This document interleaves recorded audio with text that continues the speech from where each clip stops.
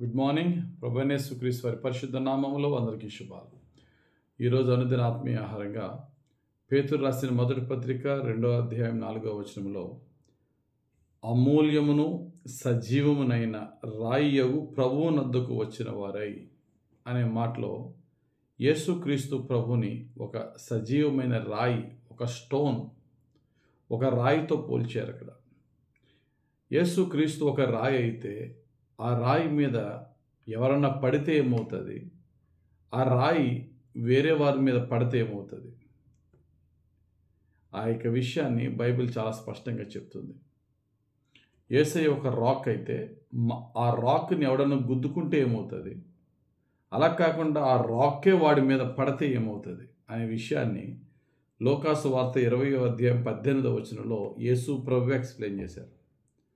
ఈ రాతి మీద పడు ప్రతి వాడును తునకలైపోవును, కానీ అది ఎవని మీద పడునో వానిని నలిచేయుననెను. ఈ మాటకి అర్థం ఏంటంటే, యేసుక్రీస్తు ప్రభువుని అడ్డగించి, యేసు ప్రభువుని కాదని, యేసు ప్రభువుకి వ్యతిరేకంగా వారు నడిచే వారి జీవితాలు ఏమవుతాయో, లేక యేసు ప్రభువే వారి మీద ఆయన ఉగ్రతను కుమ్మరిస్తే ఏమవుతుందో అనే సత్యాన్ని మనం చూద్దాం. ఉదాహరణకి, నెబుకద్నెజరుకు వచ్చిన కళ, ఒక పెద్ద ప్రతిమ. ఆ ప్రతిమ రకరకాల రాజ్యాలను సూచిస్తున్నది. నెబుకద్నెజరు గురించి దానియేలు గ్రంథం 2వ అధ్యాయంలో ఉంటుంది కదా. అయితే చేతి సహాయము కాకుండా, ఎవరో చేత్తో విసరకుండా వచ్చిన ఒక రాయి, మనుషుని చేతి సహాయం లేకుండా వచ్చిన ఒక చిన్న రాయి ఆ యొక్క పెద్ద విగ్రహాన్ని కొట్టగా ఆ విగ్రహం ఏమైనట్టు ఉందండి? చూడండి, దానియేలు గ్రంథం 2వ అధ్యాయము 34-35 వచనాలు. మరియు చేతి సహాయం లేక తీయబడిన ఒక రాయి ఇనుమును మట్టియు కలిసిన ఆ ప్రతిమ యొక్క పాదముల మీద పడి దాని పాదములను తుత్తినీలుగా విరగొట్టినట్టు తమకు కనబడెను. అంతటి ఇనుమును మట్టియు ఇత్తడియు వెండియు బంగారమును ఏకముగా దంచబడి కళ్ళెములో చెత్తవలే కాగా వాటికి స్థలము ఎచ్చటను దొరకకుండా గాలి వాటిని కొట్టుకొని పోయెను. ప్రతిమను విరగొట్టిన ఆ రాయి సర్వభూతలమంతా మహాపర్వతమాయెను. ప్రతిమని రాయి కొట్టింది. కొడితే ఆ ప్రతిమ ఏమైందట? గాలిలో ఎగిరిపోయి ధూళి దుమ్ములాగా మారిపోయిందట. ఆ లోహాలన్నీ, ఆ రాజ్యాలన్నీ. ఇందాక మనం చదువుకున్న వాక్యంలో, ఈ రాయి ఎవడి మీద పడితే వాడిని ఏం చేస్తుంది? నలి చేయును, దుమ్ము ఆ యొక్క గాలికి కొట్టుకొని పోయే నలి అయిపోద్ది. యేసు ప్రభువే కనుక ఒకడి మీద పడితే, అంటే యేసు ప్రభు ఉగ్రతే కనుక ఒక వ్యక్తి మీద కానీ, ఒక రాజ్యం మీద కానీ, ఒక వ్యవస్థ మీద కానీ ఆయనే చెయ్యెత్తి కొడితే, ఆయనే పడితే కనుక ఏమవుతుందో ఇక్కడ చెప్పాడు. అలా కాదు, ఆయన వద్దని ఆయన అడ్డగిస్తే, ఆయన ఎవరి మీద పడట్లేదు, ఆయన్ని అడ్డగించే వారి పరిస్థితి. వారెవరండి? యూదులు. యెషయా గ్రంథం 8వ అధ్యాయం 14-15 వచనాలు మనం చూస్తే, అయితే ఆయన ఇశ్రాయేలు యొక్క 2 కుటుంబములకు తగులు రాయిగాను అభ్యంతరము కలిగించు బండగాను ఉండును. యెరూషలేము నివాసులకు బోనుగాను చిక్కువలగాను ఉండును. అనేకులు వాటికి తగిలి తొట్టిల్లుచు పడి కాళ్ళు చేతులు విరిగి చిక్కుబడి పట్టబడుదురు.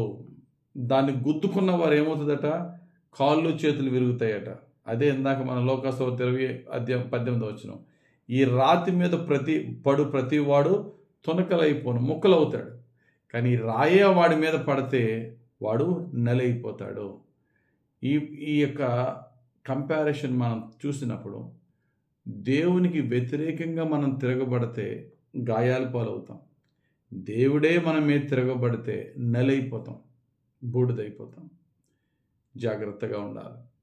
నేను దేవునికి వ్యతిరేకంగా, ఆయనకి ఇష్టం లేని క్రియలు చేస్తూ ఉంటే నా జీవితంలో అనేకమైన నష్టాలు నేను ఫేస్ చేస్తూ ఉన్నాను.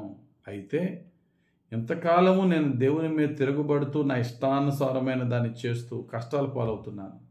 కానీ దేవుడు చూసి మనం ఆయన మీద తిరగబడ్డం కాదు, ఆయనే మన మీద తిరగబడ్డాడు అనుకో, కష్టాల పాలు అవడం కాదు, ఎగ్జిస్టెన్సే లేకుండా, ఉనికే లేకుండా, గాలికి కొట్టుకొని పోయి ఎగిరిపోయేలాగా మన జీవితాలు ఎగిరిపోతాయి. ఈ విషయాల్ని మనం జాగ్రత్తగా ధ్యానిస్తూ, ఇంతకాలము నా జీవితంలో ఆయన దీర్ఘశాంతం వహిస్తూ, నేను తప్పులు చేస్తున్నా, ఆయనకి విరోధంగా జీవిస్తున్నా, చిన్న చిన్న గాయాలతోనే నన్ను దేవుడు సరిచేస్తున్నాడు.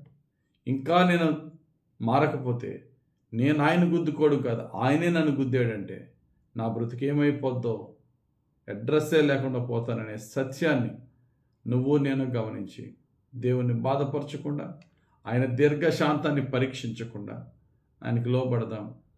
భయముతో భక్తితో ఆయన వాక్యానుసారంగా జీవించి ఆయన ప్రేమను ఆయన కృపను పొందుకుందాం. దేవుడు తన పరిశుద్ధ వాక్యం మన జీవితంలో నెరవేర్చునుగాక. ఆమేన్. మహిమగల తండ్రి, మీరు ఇచ్చిన ఈ వాక్యం బట్టి స్తోత్రాలు. ఇదొక గద్దింపు వాక్యముగా, మేల్కొలుపు వాక్యముగా భావించి, సరదాగా అని చెప్పి ఈ లోక సుఖాలకు అలవాటు పడి పదే పదే నీకు విరోధంగా పాపం చేసి మేము కష్టాల పాలవుతున్నాము నాయన. అయితే నువ్వు దీర్ఘశాంతం చూపుతున్నావు. మేము చేస్తున్న తప్పును బట్టి నీవే కనుక మా మీద తిరగబడితే మా బ్రతికే లేదు ప్రభా. ఈ యొక్క మేలుకొలుపుని మేము మాకిచ్చి మా జీవితాల్ని వెంటనే సరి చేసుకుని నేడే మారు మనసు పొంది తరచుగా రిపీటెడ్గా చేస్తున్న పాపం నుంచి సంపూర్ణంగా విడుదల పొంది నీ రక్షణ పొంది నీ క్షమాపణ పొంది నీ కృపలో విమోచింపబడే భాగ్యం మాకు దయచేయమని యేసుక్రీస్తు వారి పరిశుద్ధ నామములో ప్రార్థించి వేడుకొనుచున్నాం తండ్రి.